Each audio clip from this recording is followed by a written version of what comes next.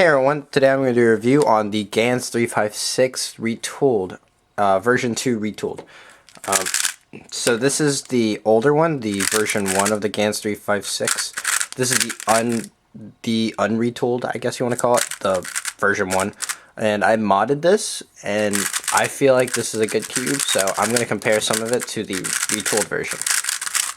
So we're going to start off by the size comparison between these two. I'm going to compare these two side by side. So it's the same size. It's pretty much the same cube as the Gans356 version 1 right here. They just changed the center pieces, and I think that's about it. I think they did some other things, but I'm not too sure what else they did to it. The stickers on here are some, I think, Half-Bright shades, but they're not good, so don't use them, and they chip easily. So if you want to get one of these, try to get it unstickered, or just get some like standard shades, because you probably want to replace them anyways. I don't like these shades personally, but I also don't care what shades are on my cube. I just don't like them. I'll still use the cube if it's great. So the turning, I'm just going to do some quick turns.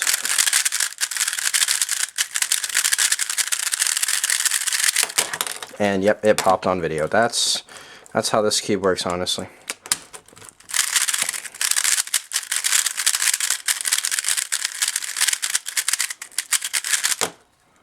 So yeah, you saw that the cube popped. That is one of the issues on this one, I feel. I think I may have the tensions a little too loose, but I'll try to fix that. Oh, that's right. And I can't. Okay, there we go. I like how I can take one out and pop it.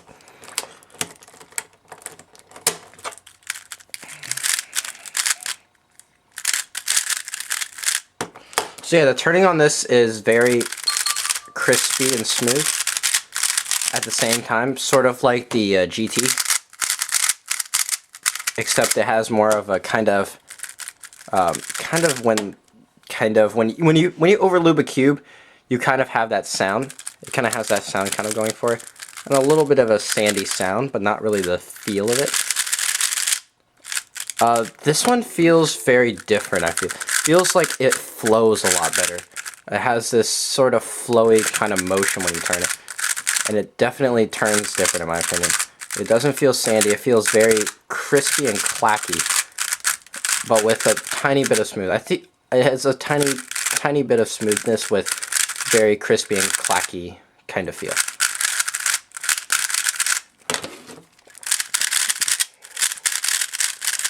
So the corner cutting on this cube compared to this one, so the corner cutting here is around 45.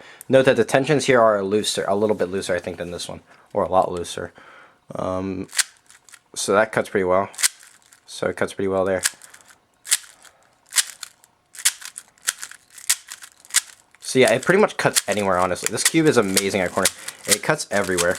There is no place where it will lock up when you corner cut, which I think is amazing. I think this cube is almost the same way. No, I tightened this one a little bit better. Or yeah, I think I tensioned this one a little bit better because I was trying to make this one good. I was also trying to make this one good because I want this one to be almost better than this one, but I'll talk about that later. But yeah, honestly, the corner cutting here is pretty amazing. It can cut anywhere without locking up. I mentioned this in the GT review as well. It can do that, but not as it doesn't do it as nicely as this cube. Like, it just cuts it like effortlessly. Like when you get to a cubie, it just kind of cuts the other way with no resistance.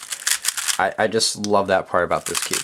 It has like pretty much limitless corner cutting if you want to think about it that way.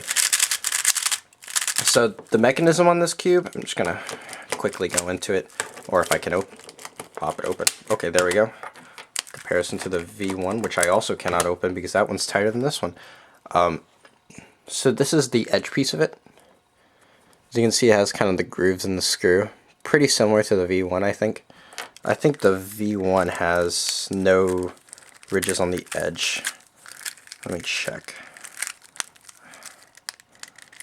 Yeah, it has no of these little indents on the edge. I think that's what makes it feel a little bit different. In the corners, they do on here, yeah. So yeah, on the corners, I think they kept everything the same.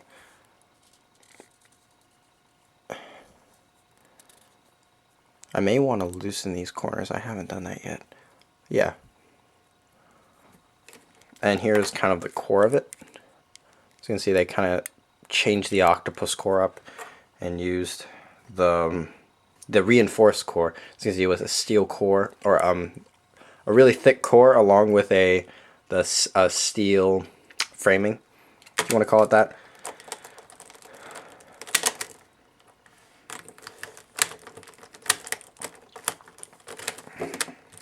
So let me put this back in. What's cool about these center caps too as well, along with the I think they kept this consistent, and that's one thing I like, is it's easy to tension. They have little slots for your fingernails to pull up on. They also have it for the V1 as well, so it makes it easier for tensioning, and that's what I really like about Gans puzzles. They make it easy for tensioning, but they also make it a pain in the royal butt at the same time by using these little nuts. I don't know why, but I guess it's an appeal, but I really don't like them. I think it's kind of a dumb idea, in my opinion. I think the idea is just something that makes it different, so it looks unique. But why would you use it? Is my question. I don't see why you would use them. But so anything for popping and locking. Well, you just saw it pop. So yes, this cube does pop. But I was turning extremely rough, and I've had a pop where when I was doing a solve and it just kind of popped open, which really sucks.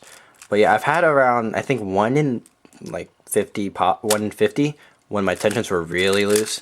And now on these tensions, I've had on like 1 in 150 solves. So I haven't had that many pops on this cube. So you really don't have to worry about pops on this cube. I'm more of an aggressive turner, so I feel like of course this is gonna pop on me. And lockups, one thing I want to talk about is this cube, I feel, does not have the same flow as this cube. I feel like this cube has less of the flow of this cube. This cube has more of that flow feeling I just love about this cube. I almost consider this making my main just because of that feel. I just love how the cube can flow. This cube, I feel like kind of lost that feel. It really lost that flowing feel to it, and that's what the main turn off of this cube is, really. So what are my final thoughts on this cube? Well, I like this cube better just because of that feel and this feeling of it. This cube isn't bad per se. It's a good cube, but I don't think it warrants the, I think, $24 price tag label on it. It's a very expensive cube. I don't think it's worth that much, honestly. So I don't know what to say if you should buy this cube.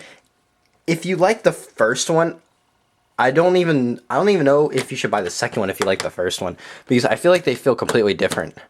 At least the one I got. I guess if you did like the first one, you can go to a competition and try out the second one, and if you like it, buy it then.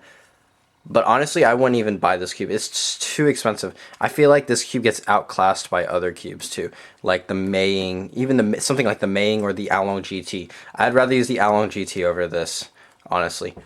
The GT I feel is better than this and has a better feel, in my opinion. Of course, this is all opinionated, so that's what a review is. So, yeah. This cube, I feel like I would not really recommend buying it unless you went to a competition and tried one out and you really liked it. And you really like the feel of it, then go for it. I would buy it. If you really like the cube when you tried it out from someone else's, I would buy it. So, yeah, I'm just going to do one more solve here.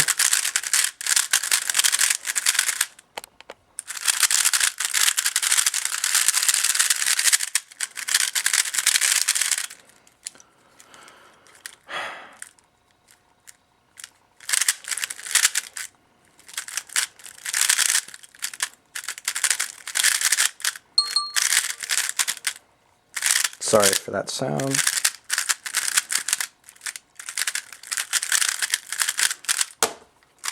So yeah, that is the review of the Gans356 version 2 retooled. And you can buy this on pretty much any cubing store that is up to date. So yeah, guys, I'll leave links in the description, of course. So yeah, guys, thank you guys for watching. Hope you guys have a great day. Bye.